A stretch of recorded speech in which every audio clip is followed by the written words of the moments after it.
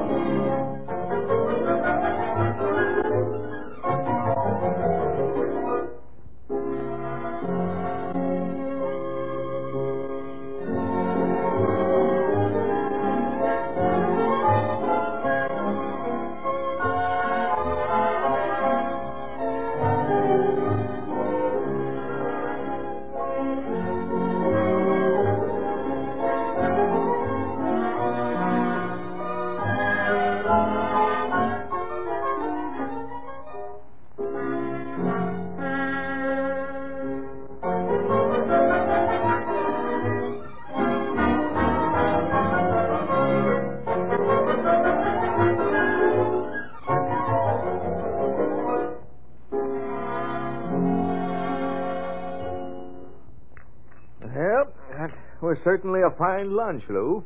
Oh, was it, Grant? Yes. I dearly love mushroom soup. And you know I do, don't you, honey? Yes, Grant. That's why, when you telephoned me, you were coming for lunch. That's why I made it. Well, it was certainly thoughtful of you. And this lemon meringue pie. Mm-hmm. I thought you'd like that, too. I should say. Grant? Yes, honey? Just why did you come home for lunch today? Why, I often come home for lunch, Lou. You know that. I don't know anything of the kind. You haven't been home for lunch for over a month. What got into you today? Well, I just happened to be up around this neighborhood and, over to the Windsor. No, that won't do either, Grant. You telephoned me from your office you were coming home.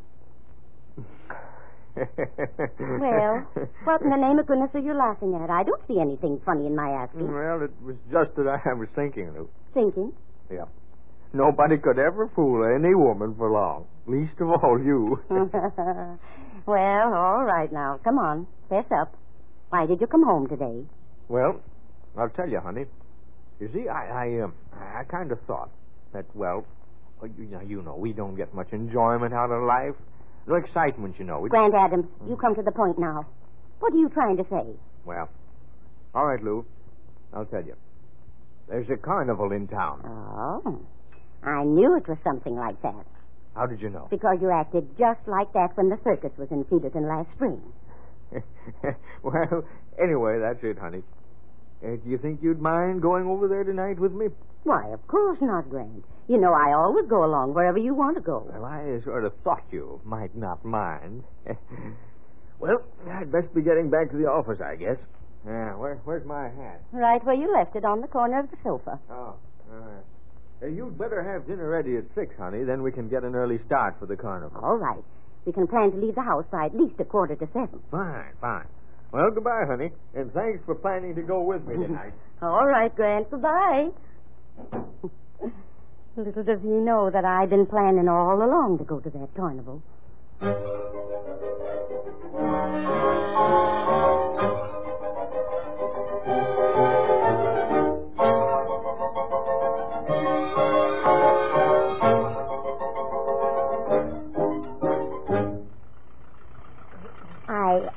I've got a confession to make to you, Grant. You have? Well, come on. What is it? I knew there was a carnival in Cedarton tonight all the time. You did? Mm-hmm.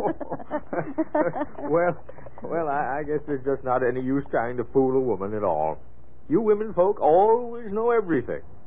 Did you kind of want to go to the carnival too, honey? Yes, I did. Oh, gosh, Friday. We haven't been to a carnival since Grant Jr. left for college, I'll bet you. That's right.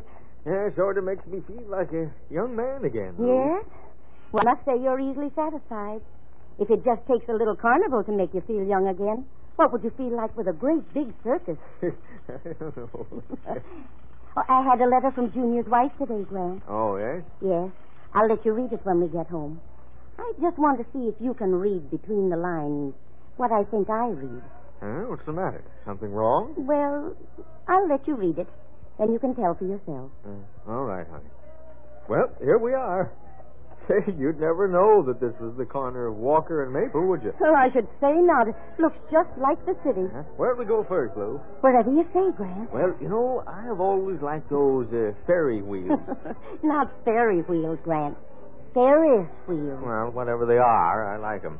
And they've got one here. Oh, goodness, I can see it, can't I? All right, come on. Wait a minute, honey. What's the matter? Oh, look, here's some kind of a show here. Let's drop in here first. Grant Adams, I can see that picture you're trying to hide. You're not going in there. Oh, I see. Well, all right, honey, just as you say. Lady known throughout the world as Tiny Tina. Weighs 427 pounds. No more, no less. What does she eat for breakfast? I shall tell you, my friends. 1 full wash basin of oatmeal, slab of bacon, and 1 dozen large eggs. Washed down with no less than 1 gallon of coffee, flavored with half a pound of sugar and a quart of cream. No wonder she's large. And you'll wonder when you step inside and witness this astounding array of humanity and startling representatives of the animal kingdom that await your scrutiny. Hey, Lou, let's go in there and see those people that man's talking about. Oh, Grant. It only cost us 20 cents. Come on. All right, mister. We'll take a couple of tickets. Yes, sir. And remember, if you're not satisfied, we shall be glad to refund your money. Oh, I don't think that'll be necessary. Come on, Lou. 10 cents, 1 cent, $1. Who else wants to see this amazing show? Grant, look. What? What's the matter, honey? What in the world is that thing? Let me see. 3-headed calf discovered in the wilds of deepest South American jungles. Say, what are they trying to do to us? Why, that just isn't physiologically possible. It isn't right. That's all. Why, there never was a creature like that, and I just won't believe it. But, Grant, there it is. I don't care. I don't care what they say. South American jungles or South African or South Australian or anything. Things like that just don't happen. Come on, let's go. All right, dear. Just as you say. 10 cents, sir. What's the trouble, mister? Something wrong with the exhibit? I should say there is. That 3-headed calf in there. Why, I've never heard of such an outrage. How do you expect sane, intelligent folks to swallow anything like that? How did you ever put a thing like that together? You ain't Dr. Adams, are you? Yes, I am, and I want my money back. 20 cents. Oh, yeah. I get it. The boss said you might raise dickens about that calf. Well, let me show you this, mister. What's that? Well, I'll tell you a secret. That 3-headed calf didn't come from the South American jungle. Nah, I thought so. Oh, but we don't want the public to know about it. And I think you'll help us keep our secret. What? Yeah. Because that calf is real. It does have 3 heads, and it was born right here in Dunlap County. But you can't put a thing like that What? What did you say? Yeah, it was born on the farm of one Jacob A. Kirk, 10 miles east of Cedarton. What? Jake Kirk? And here's an affidavit to prove it. Oh, I can't believe it. I've never known anything like... Oh, come on, Lou. Let's get out of here. You want your money refunded, my friend? No. Come on, Lou. 10 cents. 1 cent, part of $1. Lou, what are you laughing at? Are you laughing at me? Oh, no, of course not, dear. I'm laughing at that poor man back there, thinking he could fool you. You are laughing at me. Well, never mind. I'm not always wrong. Well, where do you want to go next? Well, let's take a ride on the merry-go-round. It's right there, Grant. Right around that corner. I can hear it. Merry-go-round? Oh, no, honey, not a merry-go-round. Why not, pray? You want to go on a Ferris wheel. Well, I know, but they're different. Merry-go-rounds always make me dizzy. Dizzy? Oh, I see. And Ferris wheels don't. Is that it? Well, yes. Anyway, I don't feel so good right now. After looking at that calf? Yes. What? Oh. Come on, I see something over here I want to take a look at. What is it? This man over here with the walnut shells. I want to watch him from back here for a minute or two. Don't go any closer, Lou. I want to watch him from here. All right, Grant, all right. There is little P. Can you tell me, little boy? You don't have to say anything. Just point to it. That's it. This clever little lad found the P. Now I'll try it again. Would anybody care to wager their speed of perception against my quickness of motion? I'll try anything once, folks. And if a bright young lad like this one here can solve the mystery of the little P, surely any one of you will be able to. Well, what about you, sir?